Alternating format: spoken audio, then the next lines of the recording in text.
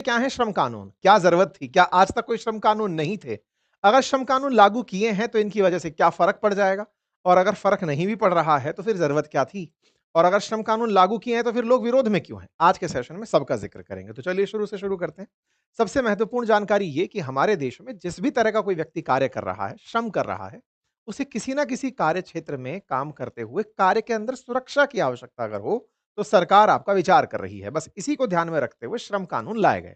आप किसी फैक्ट्री में काम कर रहे हैं, आप किसी मीडिया में काम कर रहे हैं, आप कहीं पे पढ़ाई-लिखाई से संबंधित काम कर रहे हैं, आप कुछ भी काम कर रहे हैं, श्रमिक अगर हैं, तो श्रमिकों के अपने अधिकार हैं और श्रमिकों के अधिकारों की सुरक्षा करने के लिए सरकार चिंतित रहती है। उन्हें लगता है कि श्रमिक यूथ भी हो सकता है, महिलाएँ भी हो सकती हैं, वयस्क पुरुष भी हो सकते हैं, वृद्ध भी हो सकते हैं। सरकार उनके लिए क्या तरीके बनाए ताकि काम करने के बाद उनकी सामाजिक सुरक्षा बनी रहे और समाज में जब वो हैं, उस समय भी उनके जीवन में किसी तरह की बाधाएँ ना रहें। बस इन्हीं को ध्यान में रखते हुए भारत सरकार ने 4 श्रम कानून लागू कर दिए। आपके दिमाग में पहला प्रश्न आएगा, सर कानून लागू करने से पहले कानून बनने होते हैं, कोड्स बनने होते हैं, कब बने थे, ये क्या हुआ, कैसे हुआ? तो यहाँ पर आज मैं आपको न्यू लेबर लॉज़ के बारे में बताने जा रहा हूँ, जिनके बारे में है न्यू लेबर लॉज़, जिनके चलते भारत में आने वाले समय में सरकार का मानना है कि ईज़ ऑफ डूइंग बिज़नेस होगा, यानी कि काम करने वाले जो लोग हैं, बिज़नेस करने वाले जो लोग हैं, उन्हें लाभ होगा। आप पूछेंगे कानून की बात कर रहे थे अभी आप लेबर्स के लिए, लाभ होगा बिज़नेसमैन को ये कौन-सी लाइन है? बिल्कुल ऐसे ही कि सरकार का मानना है कि जब लेबर अच्छे से उपलब्ध होंगी, लेबर सुरक्षित होंगी, उनके हितों का ख़्याल रखा जाएगा, वर्क फ़ोर्सेस को भी राइट्स मिलेंगे, तो व्यवसाय करने में सरकार का मानना है कि आसानी होगी। इस थीम के साथ में लेबर लॉज़ लाए गए। ठीक है साहब? हमारे देश के अंदर 29 लॉज़ पहले थे, उन्हें 4 कोड में कोडिफ़ाई कर दिया गया है और इन 4 कोड में अलग-अलग तरीके से इन्हें कोडिफ़ाई किया गया है। The code of wages, industrial relation code, the social security code, occupation safety, health and working condition code. मतलब ये बात है कि पहले 29 कानून हुआ करते थे, उनको 4 में बदल दिया गया है। इसी बात को बताते हुए अब आपके दिमाग में कॉमन सा प्रश्न यहाँ पर एग्ज़िस्ट कर सकता है और वो ये है कि सरकार ने ये जो 4 नए कोड बनाए हैं, एक में लिखा है code on wages 2019, industrial relation code 2020, ये इनके ऊपर डेट तब की डली है और लागू अब हो रहे हैं। असल में ये बन पहले ही चुके थे, सही बात है, बन पहले ही चुके थे, इतने दिन से लागू नहीं हो पा रहे थे। क्यों नहीं हो पा रहे थे?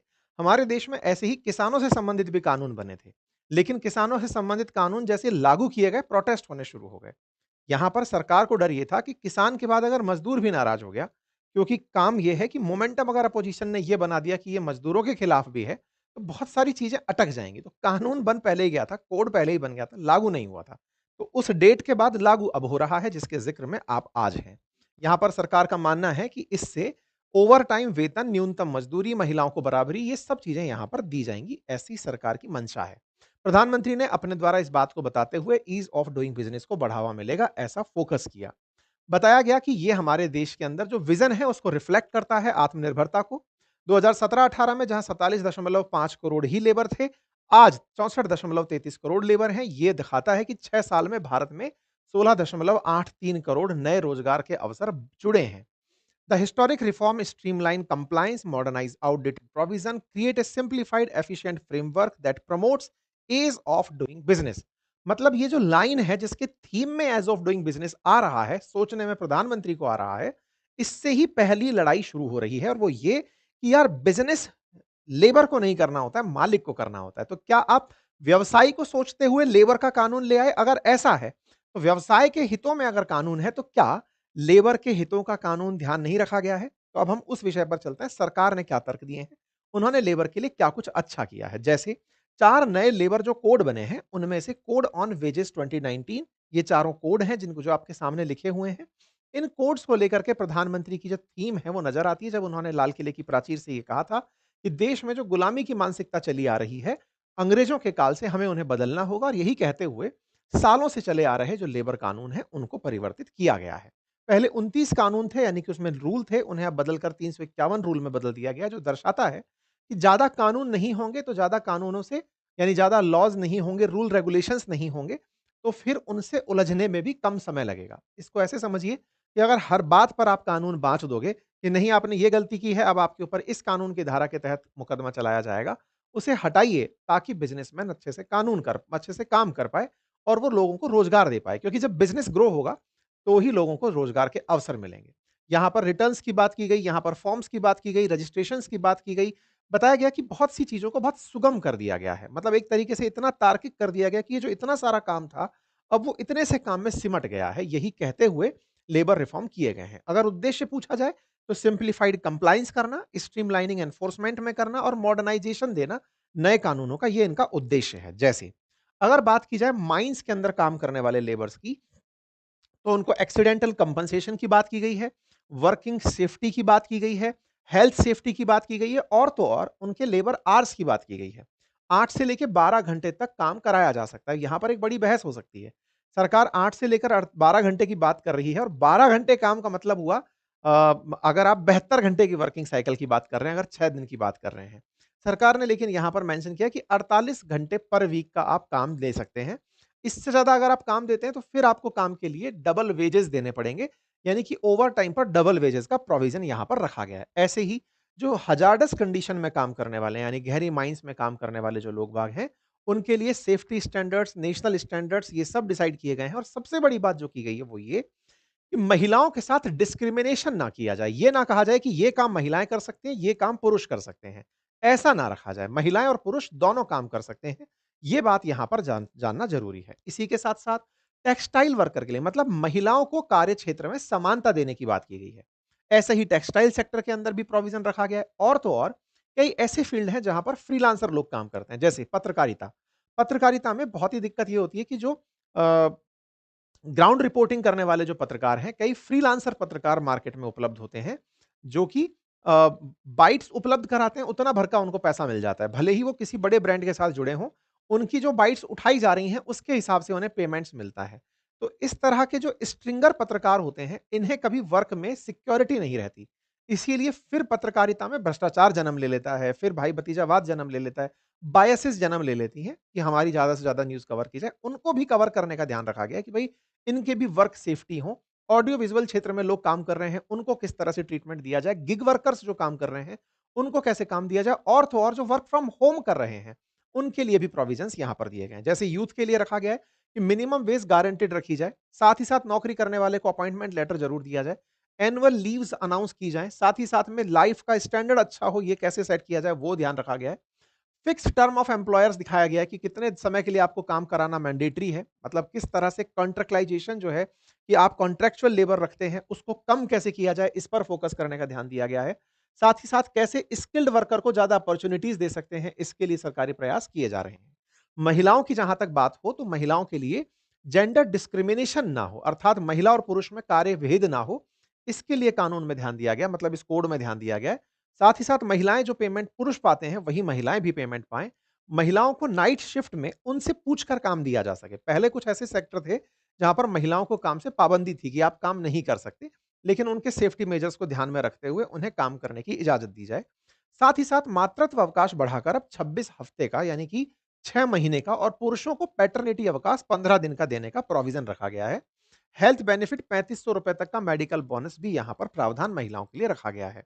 फैमिली की डेफिनेशन में अब फीमेल एम्प्लॉयी जो है उनके डिपेंडेंट्स में सास-ससुर को भी शामिल किया गया है। मतलब ऐसा नहीं है कि लड़के के माँ-बाप ही हैं, वो लड़की के माँ-बाप भी अगर हैं तो उन्हें भी डिपेंडेंट में शामिल किया जा सकता है। इससे बहुत सी महिलाओं को जो विशेष रूप से अपने पेरेंट्स की इकलौती संतान है और वो माँ-बाप के लिए कुछ करना चाहती हैं, तो वो अपने पेरेंट्स को डिपेंडेंट्स में शामिल करना चाहें तो कर सकती हैं। ये बात अपने आप में महिलाओं के लिए एक बहुत सकारात्मक बात के रूप में प्रूव होगी। ऐसे ही बागवानी के क्षेत्र में काम करने वाले जो श्रमिक हैं, उनके लिए ऐसे ही मतलब तमाम प्रकार के तो सामाजिक सुरक्षा को ध्यान में रखते हुए अब जो ईएसआईसी है, वो सब पर लागू होगा। फिक्स्ड टर्म एम्प्लॉयी 1 साल की ग्रेच्युइटी पूरे होने के साथ-साथ मिलने लगेगा, जो पहले 3 साल पर था। रिकॉर्ड और रिटर्न्स अब पूरी तरह डिजिटल रखने होंगे और महिलाओं के लिए परिवार की परिभाषा में सास-ससुर भी जुड़ सकेंगे। ये सब वो बातें हैं, जिनसे कि आने वाले समय में सोशल सिक्योरिटी प्लेटफ़ॉर्म्स की महत्ता बढ़ने लगेगी। श्रमिकों के लिए सरकार का ये मानना है कि आने वाला समय हमने लोगों को ध्यान में रख कर के काम किया। तो ये सारी बातें जो मैंने आपको बताई, वो मैंने स्टार्टिंग में आपको बोलकर बता दी। अब एक फैक्ट यहाँ पर और है जिसकी वजह से थोड़ा-सा इंटरेस्टिंग पार्ट आपको समझना चाहिए और वो ये है मतलब इस पे काफ़ी सारे विरोध हो रहे हैं, मैं इसको एक पेज पर लेकर चलता हूँ। जो तमाम बातें हैं, जैसे कि मिनिमम वेज देना या फिर इस तरह से ध्यान रखना कि वेजेस किस तरह से यूनिवर्सल एक जैसी हों, इनके साथ-साथ एक जो सबसे बड़ा दिक्कत आ रहा है वो ये कि पहले ऐसा होता था कि अगर आपको नौकरी से लोगों को निकालना है या अपना काम-धंधा बंद करना है, तो काम-धंधा बंद करने के लिए जो एम्प्लॉइज़ की लिमिट थी, वो 100 थी। आप काम को बंद करने से पहले पूछते थे सरकार से, सरकार अगर आपके पास 100 कर्मचारी काम कर रहे हैं, तो आप अपना धंधा बंद नहीं कर सकते। सरकार उसके ऊपर सख्ती रखती थी। उस संख्या को बढ़ाकर अब 300 कर दिया गया है। इससे लेबर संगठन विरोध में उतर आए हैं। ऐसा क्यों? कि अब श्रमिकों की संख्या 300 तक भी किसी को टेंशन नहीं देगी। टेंशन नहीं देगी मतलब किसी को मन कर गया कि नहीं मुझे फैक्ट्री बंद करनी है, वो बंद करके चला जाएगा। इस ऑब्लिगेशन से काम नहीं करेगा कि मुझे श्रमिकों के लिए फैक्ट्री चलानी है। आप पूछेंगे कि साहब हर आदमी को अपने लिए चलानी होती है, नहीं। हमारे देश के कानून कहते हैं कि अगर 300 से ज़्यादा अगर आपके पास कर्मचारी काम कर रहे हैं, तो फिर आपको उनके लिए कर्मचारियों के लिए काम करना है। मतलब असल में ये समझिए कि अब आप कंपनी बंद नहीं कर सकते। बंद करने पर आपके ऊपर कई तरह की सख्तियाँ हो जाएँगी। तो यहाँ पर वो नियम 100 से 300 का कर दिया गया है। दूसरा जो इंस्पेक्टर राज है उसको कम कर दिया गया। एक तरीके से ये समझिए कि अब आपको कानूनी रूप से प्रताड़ित नहीं होने दिया जाएगा। सरकार आपके सपोर्ट में रहेगी।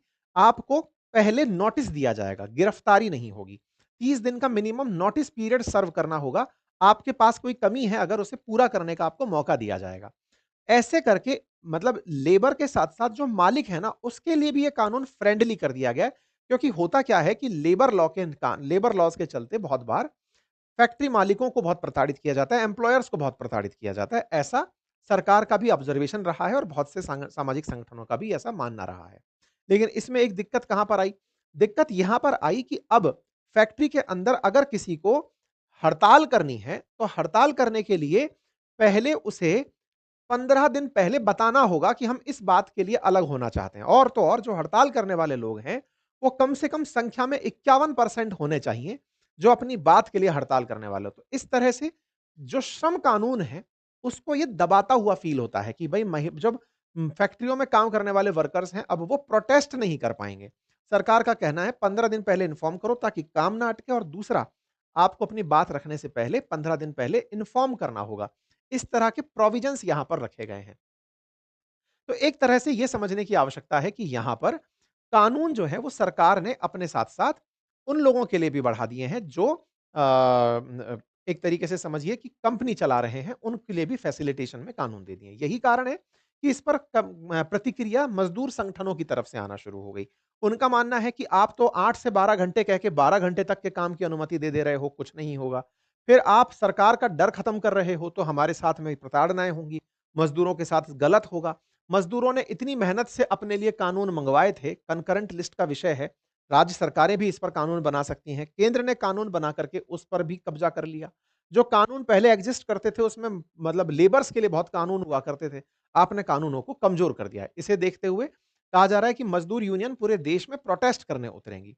कुल मिलाकर नए लेबर कानून आ चुके हैं। देखना होगा कि किस तरह से इसको लेबर्स लेते हैं, लेबर एसोसिएशन लेती हैं। भारतीय मज़दूर संघ की तरफ से इसे हिस्टोरिक ट्रांसफॉर्मेशन इंडिया के लेबर फ्रेमवर्क में कवर किया गया है। तो मतलब अब क्योंकि पार्टी वाइज़ होते हैं ये भी, किसी पार्टी का लेबर कौन-सा है, किसी पार्टी का लेबर संगठन कौन-सा है, तो यहाँ पर इस तरह से देखा गया है। तो कुल मिलाकर देश में लेबर कानून आ चुके हैं और लेबर कानून में कुछ प्लस और कुछ माइनस चीज़ें हैं। सरकार का मानना है कि इससे ईज़ ऑफ डूइंग बिज़नेस होगी।